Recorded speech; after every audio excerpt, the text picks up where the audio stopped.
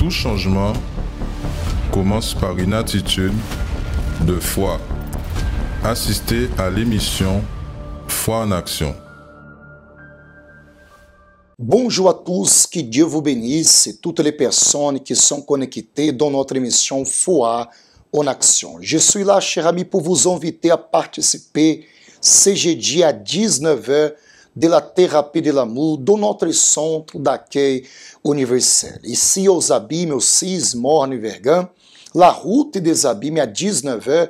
Toutes les personnes qui habitent en Guadeloupe, toutes les personnes que vous avez besoin d'une direction au sujet de votre vie sentimentale.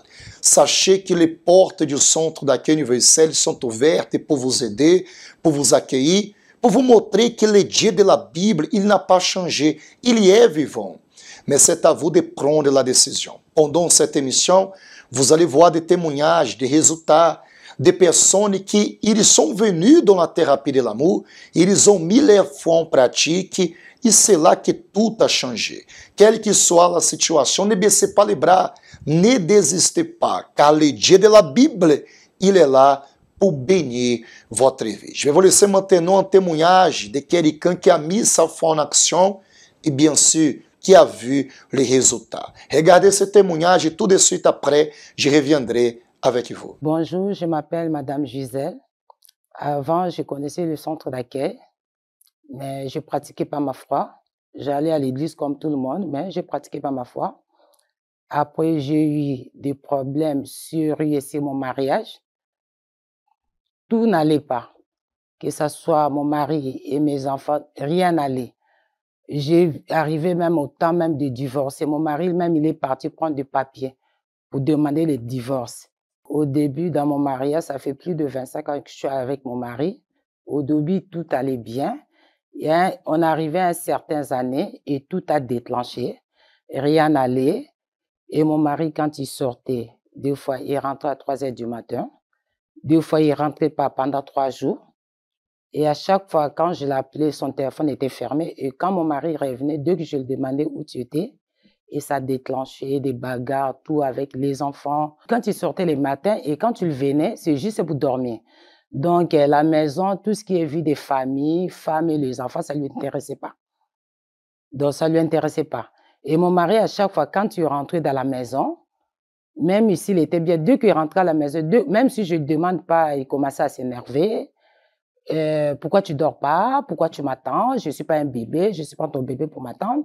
Donc, il y avait des paroles, toujours des paroles négatives. J'ai parlé même à ma famille, tout le monde était au courant. Sa famille aussi était au courant.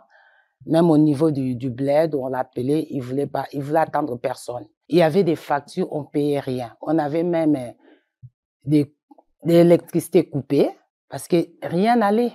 Rien n'allait. On avait même un prêt qu'on avait pris à la banque. On ne pouvait pas payer les prêts. Il faisait que nous mettre des amendes. On a eu des amendes pas possibles. C'est comme si moi, j'ai vivé l'enfer chez moi. À l'intérieur, j'étais blessée.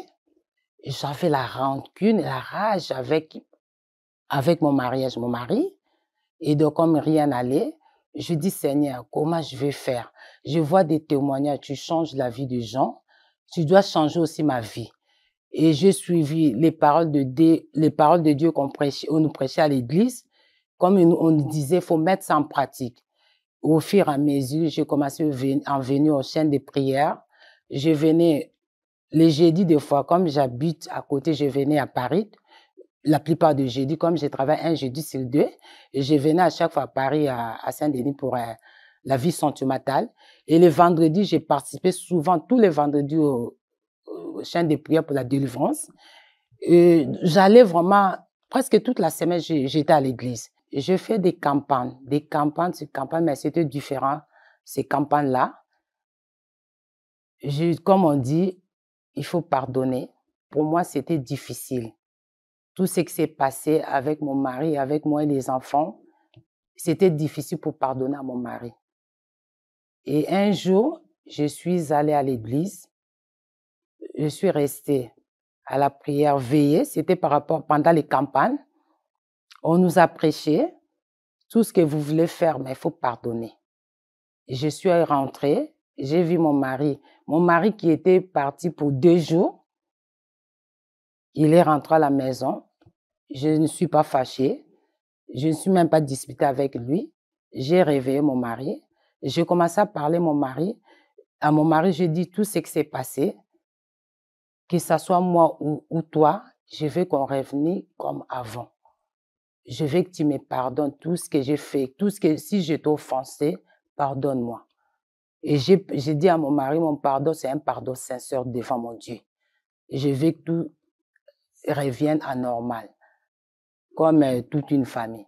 Et j'ai pardonné à mon mari. Une semaine ou une semaine et demie après, et mon mari, quand tu partais au travail, avant, il ne m'appelait pas. Et quand tu m'appelles au travail, bonjour, parce que comme il m'appelle souvent maman, moi je l'appelle papa. Bonjour maman, ça va, tout va bien. À la maison, ça va. Même au début, mon mari ne s'intéressait même pas des factures de la maison, même au niveau des prêts. Et Dieu a transformé. Maintenant, c'est lui qui s'est soucieux du prêt. Qu'est-ce qu'on n'a pas payé, qu'est-ce qu'on va payer. Donc, tout a transformé. On avait un crédit de 20 ans. On devait finir en 2022. On a fini depuis mai 2020. Aujourd'hui, Dieu a restauré mon mariage, ma vie de famille, tout. Et c'est que j'ai compris, sa parole, il faut la mettre en pratique. Il faut persévérer et demeurer dans la foi. Le moment arrive où la vie vous donne son plus grand cadeau. Elle vous fait connaître le chemin de l'amour. Rencontrez votre moitié, votre partenaire, votre fidèle compagne ou compagnon. Dans le mariage, tout ne se passe pas toujours comme on s'y attend, pour divers motifs ou le fait d'être surpris par beaucoup de pierres sur le chemin du bonheur. La vérité est qu'il ne suffit pas d'avoir des sentiments.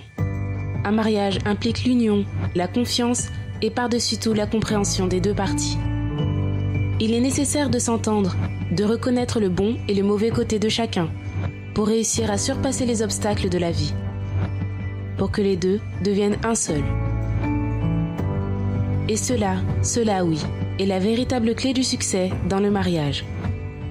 Dans ce parcours à deux, tout est possible, mais les problèmes tels que les maladies ou les problèmes financiers peuvent ébranler n'importe quel mariage. Et pour que vous n'en soyez pas victime, maintenez une posture positive et croyez dans le changement. Combien de personnes sont maintenant en train de passer par de sérieuses difficultés dans leur vie, ayant faim ou même froid, dans la solitude?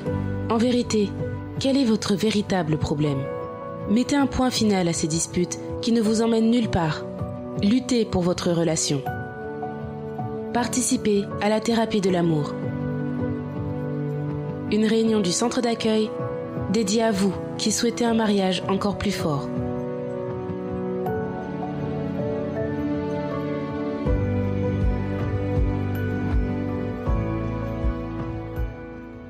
Vous avez aussi l'opportunité de changer l'état de votre vie sentimentale. Vous avez l'opportunité de voir la parole de Dieu s'accomplir. C'est pour cette raison que tous les jeudis, à 19h, nous avons cette réunion dédiée pour les mariages, pour la famille, pour la vie sentimentale. Pour vous montrer que vous avez la condition par la foi de changer l'état de votre foyer, de changer l'état de votre famille, de voir, cher ami, la parole de Dieu s'accomplir. Ce jeudi à 19h, dans notre centre d'accueil universel, c'est une opportunité pour que votre vie sentimentale ela soit réalisée. Je vais vous laisser maintenant un spot qui parle un peu plus de la thérapie de l'amour. Si vous connaissez des personnes qui souffrent de ce sujet, appelez cette personne pour qu'elle puisse aussi participer de cette émission. Car je crois que par la foi, nous pouvons voir la gloire de Dieu dans votre mariage, dans votre famille, dans votre foyer. Découvrez 10 raisons de participer à la thérapie de l'amour tous les jeudis. Première raison, guérir des blessures des relations passées. Deuxième raison, apprendre l'amour intelligent. Troisième raison, se préparer avant de connaître quelqu'un. Quatrième raison, savoir choisir une personne compatible. Cinquième raison, défaire les mythes des relations. Sixième raison, retrouver un amour perdu. Septième raison, apprendre à se valoriser. Huitième raison, restaurer un mariage en crise. 9e raison, devenir un meilleur partenaire. 10e raison, blinder sa relation. Tous les jeudis, à 19 h, venez recevoir des conseils pour votre vie amoureuse au Centre d'accueil universel des Abîmes, 6 Morne-Verguin, face à la Brède. C'est à vous maintenant de prendre la décision. Ce jeudi à 19 h, nous avons la thérapie de l'amour dans notre Centre d'accueil universel aux Abîmes à 19 h. Je vais vous poser une question. Voulez-vous un mariage réalisé? Voulez-vous une vie sentimentale bénie? Voulez-vous la paix, la joie, l'amour dans votre foyer? Dans ce cas, ce jeudi, vous ne pouvez pas rater. Indépendamment de votre religion, indépendamment de la situation à laquelle se trouve votre mariage, votre vie sentimentale, sachez qu'il y a une solution. Ce jeudi, mon épouse et moi, nous serons ensemble pour déterminer que l'état de votre vie sentimentale va changer, car ce qu'il est écrit dans la parole de Dieu va devenir réalité. Mais le premier pas, cher ami, c'est à vous de donner.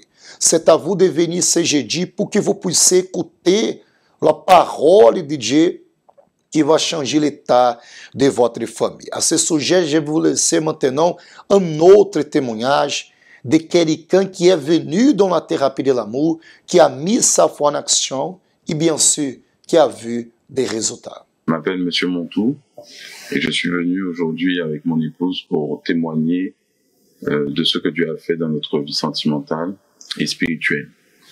Donc je suis arrivé à l'église il y a quelques années et ma vie sentimentale était détruite. J'avais une relation avec une femme depuis 7 ans environ, avec qui j'ai eu 2 enfants et on s'est séparés dans des conditions vraiment difficiles. Les enfants étaient en bas âge et je suis arrivé comme ça à l'église, invité dans ce propos pour la thérapie de l'amour le jeudi et pour prier pour la famille. Donc j'ai décidé de m'y engager et de lutter avec Dieu pour que cette situation change.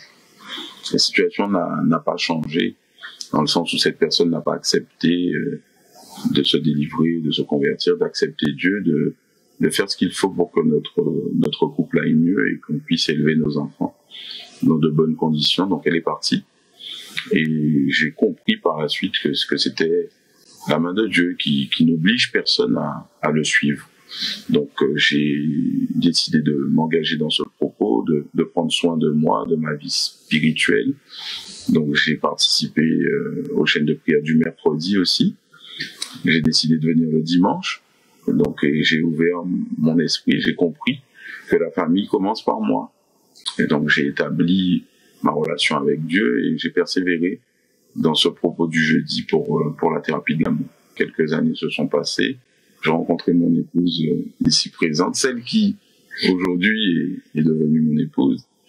Et nous avons entamé le cours ensemble de la thérapie de l'amour. J'ai connu l'église par rapport à la vie sentimentale justement parce que j'avais échec en échec dans la vie sentimentale. Donc du coup, un samedi soir, j'ai fléchi mes genoux et j'ai demandé la direction de Dieu, où est-ce que je peux le trouver pour être heureuse dans tous les domaines de ma vie, y compris la vie sentimentale, parce que j'en souffrais beaucoup.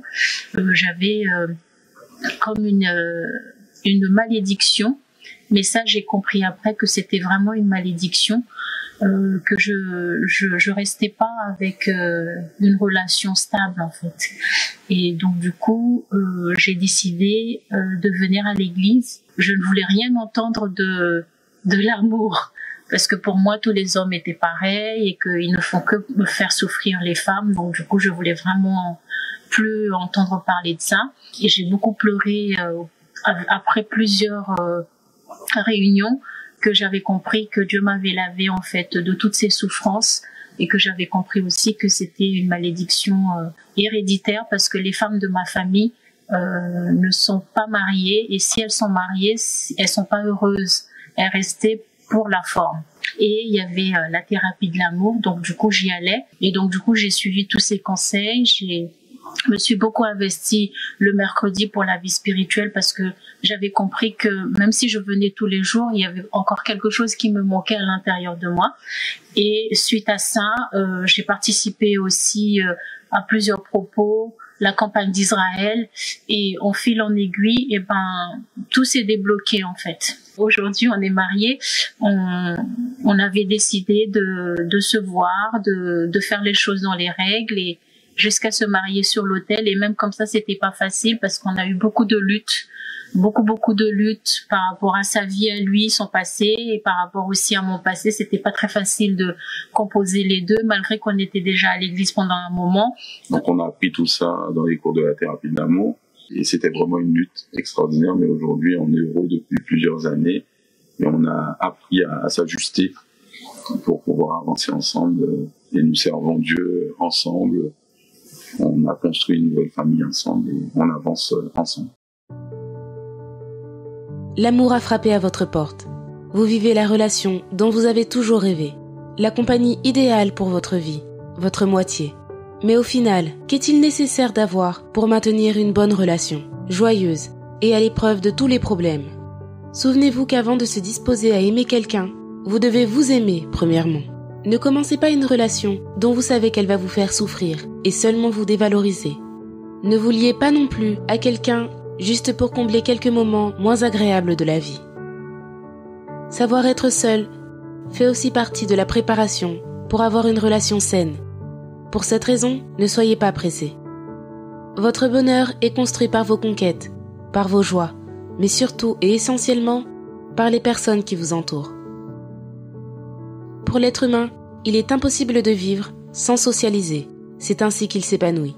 Mais avoir des amis et une famille implique aussi de savoir se plier. Dans les relations sentimentales, cette recette se répète. Dans le couple, il est nécessaire d'avoir de la concordance, de la compréhension des deux parties. Parce qu'au final, personne ne ressemble à personne. Et nous devons comprendre nos opinions, goûts et attitudes qui ne sont pas toujours en accord avec notre partenaire. Mais au-dessus de tout cela, la base pour le succès et le bonheur dans une relation est la confiance. Sans elle, vous ne pourrez rien obtenir. Il y aura toujours des disputes, une méfiance et il n'y aura pas de liberté. Une relation solide se forme lorsque l'homme complète la femme et vice-versa. Là où il y a l'amitié, il y a de l'amour. L'important est de pardonner, valoriser chaque moment passé ensemble. Et vous, avez-vous des problèmes dans votre relation ? Faites une petite rétrospective de tout ce qui s'est mal passé afin de réussir à comprendre ce qui doit changer. Parfois, il est nécessaire de donner un pas en arrière pour en faire deux en avant. Mais souvenez-vous qu'une relation est la célébration de l'amour, de la joie. Et si vous ne ressentez pas cela, alors il est temps de changer votre vie. Il est temps de vous sentir bien et complet.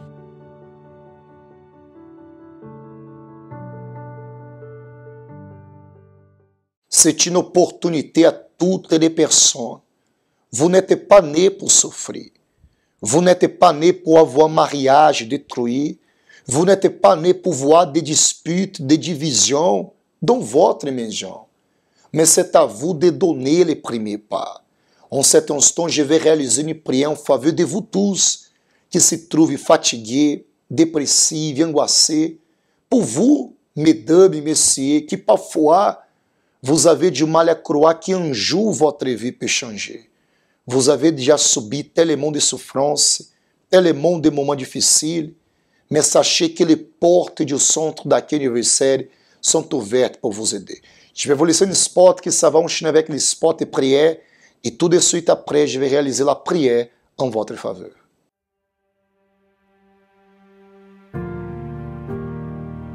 Quand vous regardez autour de vous, vous voyez que tout le monde semble être heureux.